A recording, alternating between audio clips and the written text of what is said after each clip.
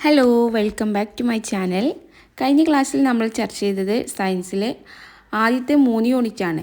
അടുത്തതായിട്ട് യൂണിറ്റ് 4 ആണ് പഠിക്കാനുള്ളത്. ശാസ്ത്ര ക്ലാസ് നിർവഹണം. ഒരു ശാസ്ത്ര ക്ലാസ് എങ്ങനെയാണ് രൂപീകരിക്കേണ്ടത് എന്നാണ് ഈ യൂണിറ്റിൽ പറയുന്നത്. അതിൽ നമ്മൾ ഒരു ക്ലാസ് നമ്മളെ ഒപ്പമുള്ള അധ്യാപക വിദ്യാർത്ഥിയുടെ അല്ലെങ്കിൽ ഒരു സ്കൂളിലേക്ക് പോകുമ്പോൾ നമ്മൾ അവിടുത്തെ പൂർവ്വ അധ്യാപകൻ്റെ ക്ലാസ് വിശകലനം ചെയ്യാണ്. അപ്പോൾ നമ്മൾ എന്തൊക്കെ കാര്യങ്ങൾ ശ്രദ്ധിക്കേണ്ടി എന്ന് വ്യക്തമായിട്ട് ഈ യൂണിറ്റിൽ നമുക്ക് പറഞ്ഞു തരുന്നുണ്ട്.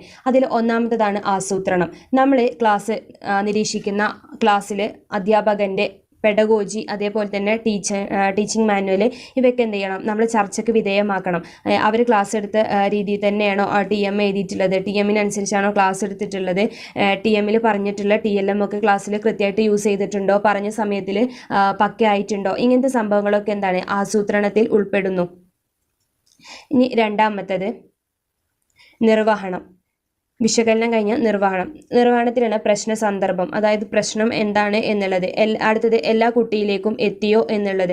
അതായത് നിർവഹണത്തിൽ നമ്മൾ ക്രിട്ടിസൈസ് ചെയ്യാണ്. അപ്പോൾ ആ ഒരു സമയത്ത് നമ്മൾ ഈ ഒരു അധ്യാപിക ക്ലാസ് എടുക്കുന്നത് നമ്മൾ നിരീക്ഷിക്കുക. എന്നിട്ട് എന്ത് ചെയ്യുക, ഒരു പഠന നേട്ടമാണ് അധ്യാപിക ക്ലാസ് എടുക്കുന്നത് എന്നുണ്ടെങ്കിൽ ആ പഠനനേട്ടം കൃത്യമായിട്ട് എല്ലാ കുട്ടികളിലേക്കും എത്തിയിട്ടുണ്ടോ, അതേപോലെ പ്രശ്നം നമുക്ക് സന്ദർഭങ്ങളിലൂടെ നമുക്കത് വിവരിക്കാൻ സാധിക്കുമോ, അതേപോലെ തന്നെ കുട്ടികൾക്ക് പ്രയോജനപ്പെടുന്ന തരത്തിലായിരുന്നു ക്ലാസ്സിൽ ചർച്ച നടന്നിട്ടുണ്ട് എന്നുണ്ടെങ്കിൽ അത് കുട്ടികൾക്ക് പ്രയോജനപ്പെട്ടിരുന്നോ, അതേപോലെ വിദ്യാർത്ഥികൾക്ക് അല്ലെങ്കിൽ വിദ്യാർത്ഥികൾക്ക് ആവശ്യമായ എക്സ്പ്ലനേഷന് വിശദീകരണം നൽകിയിട്ടുണ്ടായിരുന്നോ, കൃത്യമായിട്ടുള്ള TLM യൂസ് ചെയ്തിട്ടുണ്ടായിരുന്നോ, അതേപോലെ കുട്ടികൾക്ക് തുറന്ന് ഉത്തരം പറയാനുള്ള അവസരം നൽകിയിരുന്നോ. ഇതൊക്കെ എവിടെ വരിക, നിർവഹണത്തിലെ വരിക. ഒന്നാമത്തെ ആസൂത്രണം, 2 നിർവഹണം.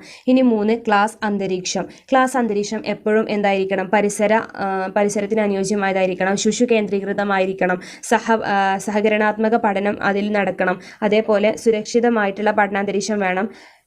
ഇതൊക്കെയാണ് ക്ലാസ് അന്തരീക്ഷത്തിൽ നമുക്ക് മറ്റൊന്ന് പറയാനുള്ളതാണ് ജനാധിപത്യ രീതിയിലാണോ ക്ലാസ് എടുക്കുന്നത്, എല്ലാവർക്കും തുല്യ പരിഗണനയാണോ ക്ലാസ് അന്തരീക്ഷത്തിലുള്ളത്, അത് എന്താണ് വെറും 4 ചുമരുകൾക്കുള്ളിൽ മാത്രമാണോ ക്ലാസ് ഒതുങ്ങിയിട്ടുള്ളത്, പുറത്തേക്ക് പോകണം, ഇങ്ങനത്തെ കാര്യങ്ങളൊക്കെയാണ് എന്തുള്ളത് ക്ലാസ് അന്തരീക്ഷത്തിൽ നോക്കുന്നത്.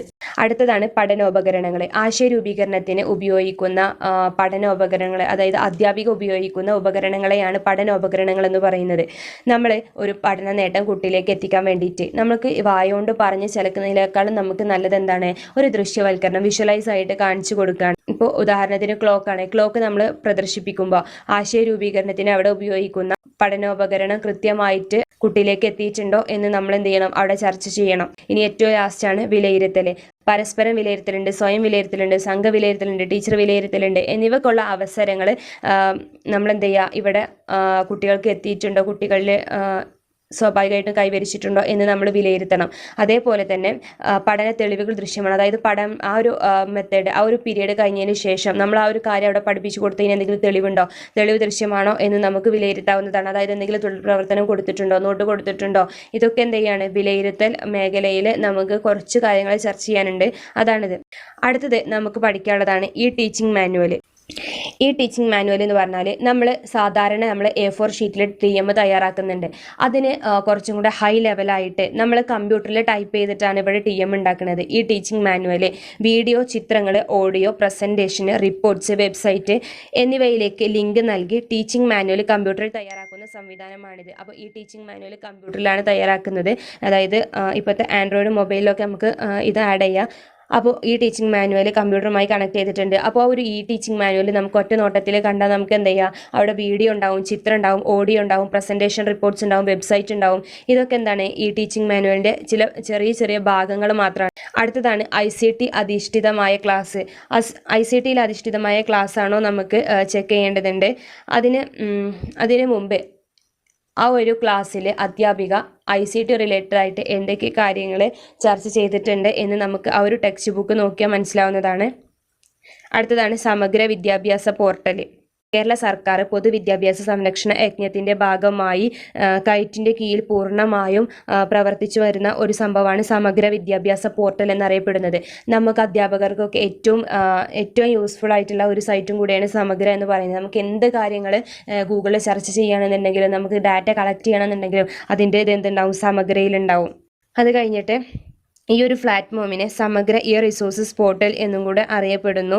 പിന്നെ ഇത് പ്രധാനമായിട്ടും ഫോക്കസ് ചെയ്യുന്നത് അധ്യാപകരെയാണ്. അധ്യാപകർക്ക് പുതിയ അറിവുകൾ ലഭിക്കാൻ വേണ്ടിയിട്ടാണ് ഇങ്ങനെ സമഗ്ര വിദ്യാഭ്യാസ പോർട്ടലുകൾ ഇന്ന് നിലവിലുള്ളത്. അപ്പോൾ ഇത്രയാണ് 4ാമത്തെ യൂണിറ്റിലുള്ളത്. ഇനി നമുക്ക് 4th സെമ്മിലെ ലാസ്റ്റ് യൂണിറ്റാണ് പഠിക്കാനുള്ളത്. യൂണിറ്റ് 5 ഇന്റേൺഷിപ്പിനെ കുറിച്ചാണ് ഈ പാഠഭാഗത്തിൽ ചർച്ച ചെയ്യുന്നത്. അപ്പോൾ ഈ ഒരു പാഠം പഠിക്കുന്നതിന് മുന്നേ നമുക്ക് 3rd സെമ്മിലുള്ള ഇന്റേൺഷിപ്പിൻ്റെ പാഠം നമുക്കൊന്ന് നോക്കി കാണേണ്ടതുണ്ട്. അപ്പോൾ രണ്ടും സെയിം ആണ്. നമ്മൾ LPത്തെ കുറച്ച് കാര്യങ്ങളും കൂടി ഇവിടെ എടുത്തിട്ടുണ്ട്. അപ്പോൾ നമ്മൾ ഇന്റേൺഷിപ്പ് നമുക്ക് പറയുന്നത് എന്താണ്, ഇന്റേൺഷിപ്പിൽ നമ്മൾ മെത്തേഡ്സൊക്കെ നമ്മളത് സെയിം ആണ്. നമ്മൾ എന്ത് ചെയ്തു, ആദ്യം നമ്മൾ ഇന്റേൺഷിപ്പ് പോകുന്നതിന് മുമ്പ് നമ്മൾ ആദ്യം എന്താ ചെയ്തത്, സ്കൂളിൽ നിന്ന് പല കുട്ടികളെയും പല സ്കൂളിലേക്ക് മാറ്റിയല്ലേ ടീച്ചേഴ്സ്. അതിനുശേഷം നമ്മൾ എന്ത് ചെയ്തു, ഓരോ ട്രെയിനീസും അവർക്ക് നിശ്ചയിച്ചിട്ടുള്ള സ്കൂളിലേക്ക് പോയിട്ട് സ്കൂൾ നിരീക്ഷിച്ച് സ്കൂൾ സന്ദർശിച്ച് അവിടുത്തെ മെൻറ്ററെ കണ്ടു, മെൻറ്ററെ പരിചയപ്പെട്ടു, മെൻറ്ററെ ക്ലാസ് നിരീക്ഷിച്ചു, പിന്നെ മെൻറ്ററുമായിട്ട് കുറച്ച് ചർച്ച നടത്തി. ഇങ്ങനെയൊക്കെയാണ് നമ്മൾ ഇന്റേൺഷിപ്പിന് ഫസ്റ്റ് പോയിട്ട് നമ്മൾ ചെയ്തിരുന്നത്. നമ്മൾ ഡേറ്റ് തീരുമാനിക്കാനൊക്കെ പോയിരുന്നു. അതായത് പോഷൻ വാങ്ങാനൊക്കെ പോയിട്ട് അങ്ങനെ പോഷൻ വാങ്ങിയിട്ട് നമ്മൾ തിരിച്ചു പോകുന്നതിന് ശേഷം നമ്മളുടെ അടുത്ത സ്റ്റെപ്പ് എന്താണ്, നമുക്ക് കിട്ടിയ പോർഷൻസ് പ്രകാരം നമുക്ക് പെഡഗോജി സെറ്റ് ചെയ്യണം. പിന്നെ 15 പീരീഡിനുള്ള TM സെറ്റ് ചെയ്യണം. അടുത്ത ലക്ഷ്യം ഇതാണ്. അതിനുശേഷം നമ്മൾ എന്ത് ചെയ്യാണ്, നമുക്ക് കറക്റ്റ് ഡേറ്റ് ആകുമ്പോൾ നമ്മൾ സ്കൂളിലേക്ക് പോവുകയാണ്. ഇങ്ങനെ ഈ ഒരു ട്രെയിനിങ്ങിൻ്റെ സമയത്ത് പിന്നെ നമ്മൾ എന്ത് ചെയ്യും, അവിടെയുള്ള അധ്യാപകൻ്റെ ക്ലാസ് നമ്മൾ നിരീക്ഷിക്കും. അതിനനുസരിച്ച് നമുക്ക് എന്തെങ്കിലും മെച്ചപ്പെടുത്തലുകൾ വേണോ, അങ്ങനെ മെച്ചപ്പെടുത്തലുകൾ ആവശ്യമുണ്ടോ എന്ന് ആലോചിച്ചിട്ട് നമ്മൾ എന്ത് ചെയ്യും, നമുക്കും ഒരു മെച്ചപ്പെടുത്തലുകളൊക്കെ മാറ്റങ്ങളൊക്കെ വരുത്തും. അതിനുശേഷം നമ്മൾ ഇന്റേൺഷിപ്പിൻ്റെ സമയത്ത്, ട്രെയിനിങ്ങിൻ്റെ സമയത്ത് നമുക്ക് അധ്യാപകൻ്റെ കഴിഞ്ഞിട്ട് സഹപഠിതാവിൻ്റെ നമുക്കൊരു ക്ലാസ് നിരീക്ഷിക്കാണ്ട് നമ്മളെ കൂടെയുള്ള ഒരുത്തൻ്റെ ക്ലാസ് നമ്മൾ നിരീക്ഷിച്ചിട്ട് എന്ത് ചെയ്യുക, റിപ്പോർട്ട് തയ്യാറാക്കുക. ഇങ്ങനെ ഒരുത്തൻ്റെ ക്ലാസ് നിരീക്ഷിക്കുമ്പോൾ എന്തെങ്കിലും അപാകതകൾ വന്നിട്ടുണ്ടോ, എന്തെങ്കിലും മിസ്റ്റേക്ക് വന്നിട്ടുണ്ടോ എന്നൊക്കെ നമ്മൾ ചർച്ച ചെയ്യുന്നത് ഏറ്റവും നല്ല കാര്യമാണ് പഠിക്കാൻ വേണ്ടിയിട്ട്. അപ്പോൾ അങ്ങനെയൊക്കെ നമുക്ക് കമ്പയർ ചെയ്യാവുന്നതാണ്. പിന്നെ ഇതിൽ പറയാൻ വിട്ടുപോയ കാര്യങ്ങൾ നേരത്തെ നമ്മൾ പറഞ്ഞില്ല, ഡെമോ പറഞ്ഞിട്ടില്ല. ഡെമോ പിന്നെ ക്രിറ്റിസിസം ഇങ്ങനത്തെ ക്ലാസ്സുകളൊക്കെ ഉണ്ട്. ഡെമോ ക്ലാസ് എന്താണ്, നമുക്ക് നമ്മുടെ അധ്യാപകർ തരുന്ന ഒരു ക്ലാസ്സാണ് നമ്മുടെ ഡെമോ ക്ലാസ് അല്ലേ. പിന്നെ ക്രിറ്റിസിസം ക്ലാസ് എന്ന് പറഞ്ഞാൽ നമ്മൾ ഇന്റേൺഷിപ്പിൻ്റെ മുന്നോടിയായിട്ട് നമ്മൾ കുറച്ച് കുട്ടികളെ മുന്നിൽ ഇരുത്തിയിട്ട് അവർക്ക് എന്ത് ചെയ്യുക, പഠിപ്പിച്ചു കൊടുക്കുക. ഈ ഒരു പഠിപ്പിച്ചു കൊടുക്കുന്ന സമയത്ത് നമ്മുടെ ഒപ്പമുള്ള ട്രെയിനീസ് എന്ത് ചെയ്യും, ഈ ക്ലാസ് നിരീക്ഷിക്കുന്നുണ്ടാവും. ഈ ക്ലാസ് നിരീക്ഷിച്ചതിന് ശേഷം അവരെന്ത് ചെയ്യും, നമ്മുടെ ക്ലാസ്സിനെ കുറിച്ച് ക്രിട്ടിസൈസ് ചെയ്യും. എങ്ങനെ ഉണ്ടായിരുന്നു ക്ലാസ് റൂം മാനേജ്മെൻറ്റിങ് ഉണ്ടായിട്ടുണ്ടോ, ക്ലാസ് റൂമിൽ ഉപയോഗിച്ച TLMനെ കുറിച്ചുള്ള അഭിപ്രായങ്ങൾ, TM നമുക്ക് കറക്റ്റ് കംപ്ലീറ്റ് ആക്കാൻ പറ്റിയിട്ടുണ്ടോ, TM പോലെയാണ് ക്ലാസ് എടുത്തത്, അതേപോലെ കുട്ടികൾ ശബ്ദം ഉണ്ടാക്കാതെ ക്ലാസ്സിൽ ശ്രദ്ധിച്ചിരുന്നിരുന്നോ, എല്ലാ കുട്ടികളും ഒരേപോലെ ക്ലാസ്സിൽ പങ്കെടുത്തിരുന്നോ, ഗ്രൂപ്പ് പ്രവർത്തനങ്ങൾ ചെയ്തിരുന്നോ, ഇങ്ങനത്തെ സംഭവങ്ങളൊക്കെ എന്ത് ചെയ്യും, അധ്യാപക വിദ്യാർത്ഥികളെ ക്രിട്ടിസൈസ് ചെയ്തിട്ട് നമ്മുടെ മുന്നിൽ വെച്ച് തരും. ഇതാണ് ഇന്റേൺഷിപ്പ്. ഇനി ഏറ്റവും ലാസ്റ്റ് നമ്മൾ എന്ത് ചെയ്യും, കുട്ടികൾക്ക് ഇന്റേൺഷിപ്പ് സമയത്ത് ആ ഒരു 15 TM കഴിഞ്ഞിട്ട് നമ്മളൊരു യൂണിറ്റ് ടെസ്റ്റ് നടത്തിയിട്ട് കുട്ടികളോട് ബൈ പറഞ്ഞിട്ട് പോരും അല്ലേ. ഇതാണ് നമ്മുടെ ഒരു ഇന്റേൺഷിപ്പ് കാലഘട്ടം എന്ന് പറയുന്നത്. അപ്പോൾ ഇതിലുള്ള കുറച്ച് കാര്യങ്ങൾ നോക്കുക. നമുക്ക് ഇതിൽ മൂല്യനിർണ്ണയം നടത്തേണ്ടതുണ്ട്. അതായത് കുട്ടീൻ്റെ പഠന പുരോഗതി രേഖ നമ്മൾ തയ്യാറാക്കേണ്ടതുണ്ട്.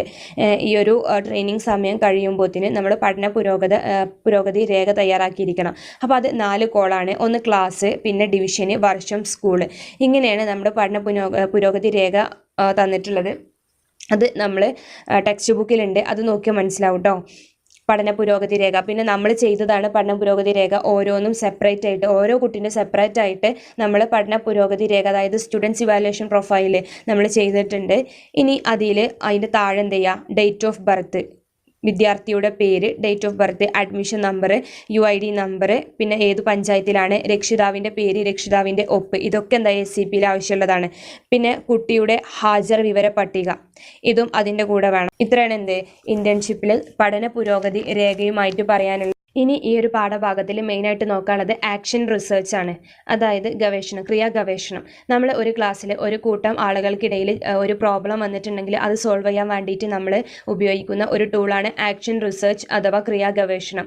നമുക്കറിയാവുന്നതാണ്, നമ്മൾ ചെയ്തതാണ് ക്രിയാഗവേഷണം.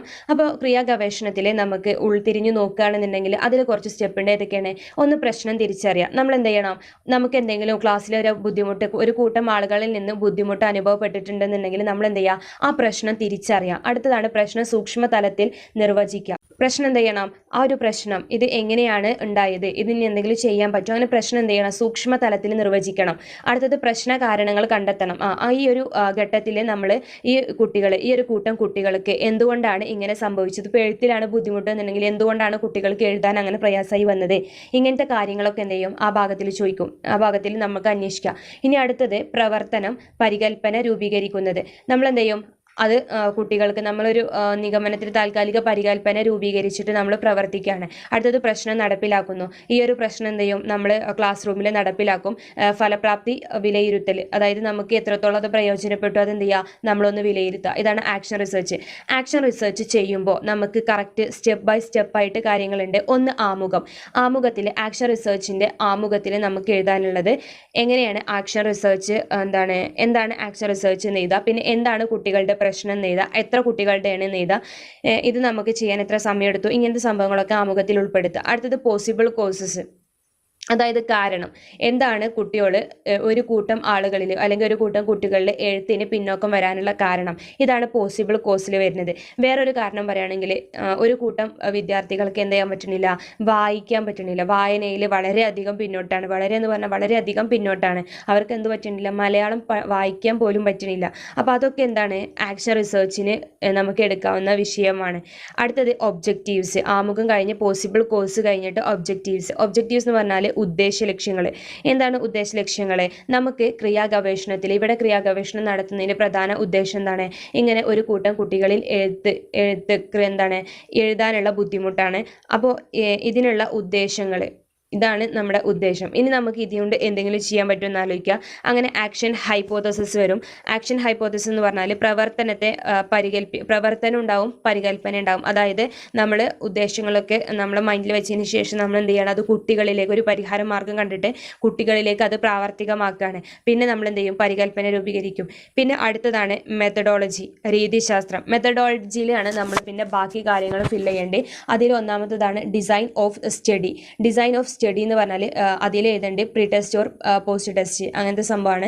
പിന്നെ അടുത്തത് ബി ആയിട്ട് സാമ്പിൾ, നമ്മൾ എവിടെ നിന്നാണ് സാമ്പിൾ കളക്ട് ചെയ്തത്. ഉദാഹരണത്തിന് 5C ക്ലാസ്സിൽ ഒരു കൂട്ടം കുട്ടികൾക്ക്, അതിൽ 15 കുട്ടികൾക്ക് വായിക്കാനുള്ള ബുദ്ധിമുട്ട്, എഴുതാനുള്ള ബുദ്ധിമുട്ട്, ഇങ്ങനെ സോഴ്സ് എവിടെയാണ്, സാമ്പിൾ എവിടെ നിന്നാണ് കിട്ടിയത് എന്ന് നോക്കുക. അടുത്തത് സോഴ്സ്, ഈ കുട്ടികളുടെ ഉറവിടം എവിടെയാണ്, ഏത് ക്ലാസ്സിൽ നിന്ന് ഏത് വിഷയത്തിൽ നിന്നാണ് നമുക്ക് ഇങ്ങനൊരു പ്രശ്നം അനുഭവപ്പെട്ടത്, അത് എഴുതുക. അടുത്തത് tools and technology. Tools and technology എന്ന് പറഞ്ഞാൽ നമുക്ക് ചില സമയത്ത് ആക്ഷൻ റിസർച്ച് ചെയ്യാൻ വേണ്ടിയിട്ട് കുട്ടികൾക്ക് പല ടൂളുകളും കൊടുക്കേണ്ടി വരും. ചെക്ക് ലിസ്റ്റ്, ചോദ്യാവലി, അഭിമുഖങ്ങൾ, ക്വിസ് മത്സരങ്ങൾ, ഇതൊക്കെ നമുക്ക് എന്ത് വേണം, നമുക്ക് ചിലപ്പോൾ ടൂൾസ് ആയിട്ട് വേണ്ടി വരും. അങ്ങനത്തെ ടൂൾസും ടെക്നോളജീസ് എന്ന് പറയുന്നതാണ് ഇവിടെ നമുക്ക് ഈ ആക്ഷൻ റിസർച്ചിൽ ചർച്ച ചെയ്യാനുള്ളത്. ഇത്രയാണ് നമ്മുടെ 5ാമത്തെ യൂണിറ്റിലുള്ളത്. ഇതോടെ നമ്മുടെ 4th സെമ്മ് സയൻസ് ക്ലോസ് ആയി. അപ്പോൾ എന്തെങ്കിലും ഡൗട്ട്സ് ഉണ്ടെന്നുണ്ടെങ്കിൽ നിങ്ങൾ വീഡിയോൻ്റെ താഴെ ചോദിക്കുക. അതേപോലെ ഞങ്ങളുടെ ചാനൽ ഒന്ന് സബ്സ്ക്രൈബ് ചെയ്തിട്ട് നമുക്ക് ഇനി ബാക്കി സോഷ്യലും കൂടെ നമുക്ക് കൺസൾട്ടേഷൻ ചെയ്യാനുണ്ട്. അപ്പോൾ അതും വൈകാതെ വീഡിയോയിൽ വരുന്നതാണ്. അപ്പോൾ ഇന്നത്തെ ക്ലാസ്സിനെ കുറിച്ച് അഭിപ്രായങ്ങൾ അറിയിക്കുക.